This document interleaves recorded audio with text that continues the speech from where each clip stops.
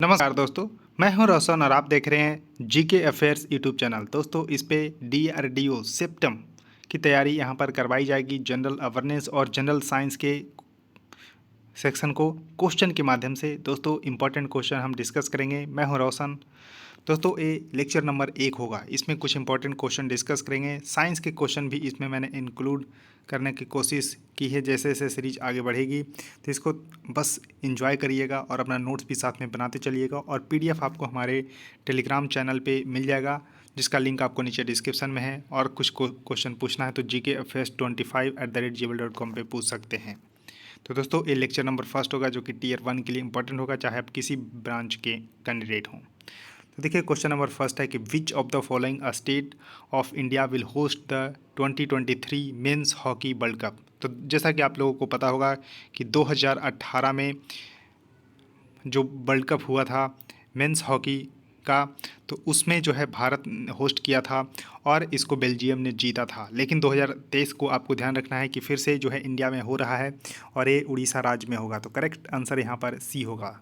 तो क्या मैंने फैक्ट बताया है? तो देखिए, अभी हाल ही के एग्जाम में पूछा गया था कि 2018 में जो मेंस हॉकी वर्ल्ड कप हुआ था उसके विजेता कौन बने हैं, तो बेल्जियम बना था, क्योंकि भारत में हुआ था। इसको भी आप लोगों को ध्यान रखना है। और 2023 का जो वर्ल्ड कप होगा वो होगा भारत की उड़ीसा राज्य में। क्वेश्चन नंबर सेकंड है कि who introduce the doctrine of lapse. इसको व्यपगत नीति का सिद्धांत बोलते हैं। व्यपगत सिद्धांत इसको लॉर्ड डलहौजी ने दिया था। तो इसका करेक्ट आंसर होगा सी, लॉर्ड डलहौजी, जो कि आपको ध्यान रखना है 1848 से लेके 1856 ईस्वी तक भारत के गवर्नर जनरल जो है रहा है। तो इस तरह से आपको ध्यान रखना है। और जो डॉक्ट्रिन ऑफ लैप्स नीति के तहत इन्होंने सबसे पहला जो है सतारा को जो है हड़प लिया था। तो इसको भी आप लोगों को ध्यान रखना है। सतारा को 1848 ईस्वी में ही इन्होंने जो है हड़प लिया था। इसको आप लोगों को ध्यान रखना है। तो डॉक्ट्रिन ऑफ लैप्स सिद्धांत को दिया था लॉर्ड डलहौजी ने। क्वेश्चन नंबर थर्ड आपके सामने है कि Shiv Kumar Sharma is associated with which instrument. यानी कि कुल मिलाकर पूछा जा रहा है कि शिव कुमार शर्मा किस इंस्ट्रूमेंट को बजाते थे। तो आपके सामने ऑप्शन देखिए है सितार, संतूर, ढोलक, नद, स्वरनम। तो यहाँ पर आपको क्या आंसर जो है लग रहा है, तो इसको ध्यान रखिएगा, संतूर इसका करेक्ट आंसर होगा। यानी कि शिव कुमार शर्मा संतूर बजाते थे।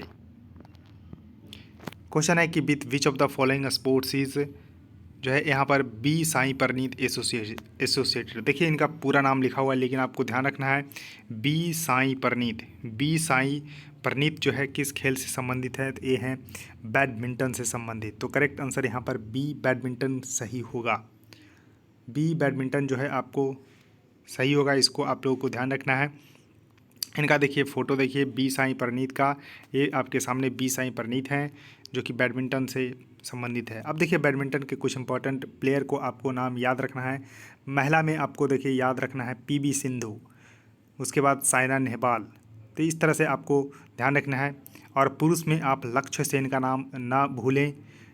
तो इसको आप लोगों को ध्यान रखना है, क्योंकि कॉमनवेल्थ गेम हुआ था उसमें उन्होंने जो है गोल्ड मेडल जीता था।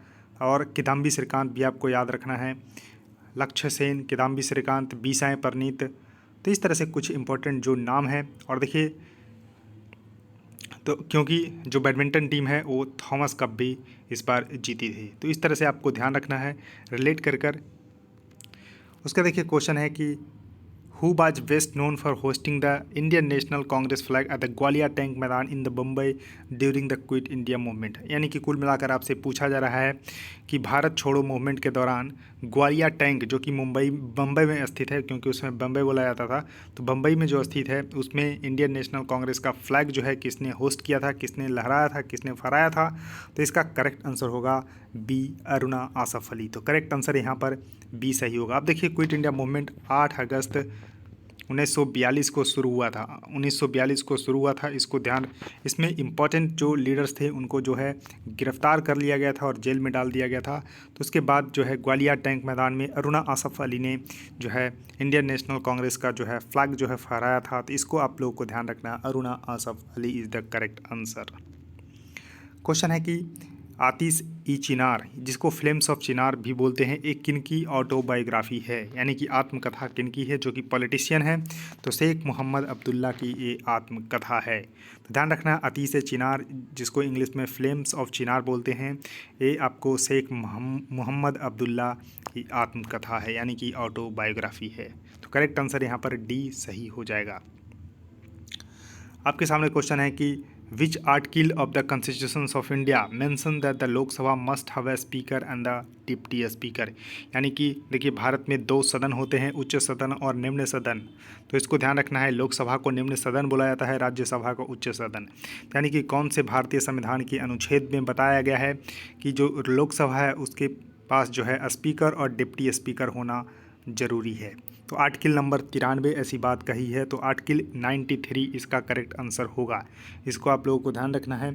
अब देखिए 2019 से अभी जो है आपको स्पीकर कौन है, तो ओम बिरला आपको याद रखना है। जो लोकसभा के स्पीकर हैं ओम बिरला जी हैं, और जो डिप्टी स्पीकर अभी वैकेंट है, यानी कि कोई भी डिप्टी स्पीकर नहीं है, तो इसको आप लोगों को ध्यान रखना है। अब देखिए क्वेश्चन है कि which of the following is the only large river in the Indian desert. तो देखिए इंडियन डिज़र्ट जो आपको थार रेगिस्तान जो आपको राजस्थान क्षेत्र में देखने को मिलता है, तो उसी क्षेत्र में जो है एक नदी बहती है, जो कि इंडियन डिज़र्ट की सबसे लंबी जो है नदी मानी जाती है, और एकमात्र लंबी नदी है वो है लूनी रिवर। तो करेक्ट आंसर यहाँ पर सी सही होगा। लूनी रिवर जो है वो इंडियन डिज़र्ट की एकमात्र लंबी नदी है, इसको आप लोगों को ध्यान रखना है। अब देखिए क्वेश्चन है कि अहियोल वाज द कैपिटल ऑफ। देखिए अहियोल जो है आपको किस जो है यहाँ पर साम्राज्य की राजधानी थी, तो यहाँ पर आपको ध्यान रखना है कि करेक्ट आंसर होगा ए चालुक्य। तो चालुक्य की राजधानी थी अहियोल, तो इसको आप लोगों को ध्यान रखना है, इंपॉर्टेंट है। उसके बाद देखिए नेक्स्ट क्वेश्चन आपके सामने है कि how many times did Pankaj Advani wins the IBSF world billiards championship. तो देखिए बिलियर्ड्स और स्नूकर दोनों खेलते थे पंकज अडवाणी जी, तो खेलते हैं, तो इस तरह से इन्होंने 23 बार जो है चैंपियन बने हैं, तो इसको आप लोगों को ध्यान रखना है। 23 टाइम वर्ल्ड चैंपियन बने हैं Pankaj Advani IBSF world billiards championship में, तो 23 टाइम्स ये आपको ध्यान रखना है। तो बहुत ही महान प्लेयर हैं भारत के, इसको आप लोगों को ध्यान रखना है। ये देखिए फ़ोटो आपको पंकज अडवाणी की, जिनका जन्म 24 जुलाई 1985 को हुआ है, ये आपको ध्यान रखना, ये हैं पंकज अडवाणी जी। तो दोस्तों इस वीडियो में 10 क्वेश्चन ही मैंने डिस्कस किया है। इसी तरह से सीरीज 1000 से ऊपर क्वेश्चन करवाने की मैंने ठानी है, तो आप लोग का बस सपोर्ट चाहिए।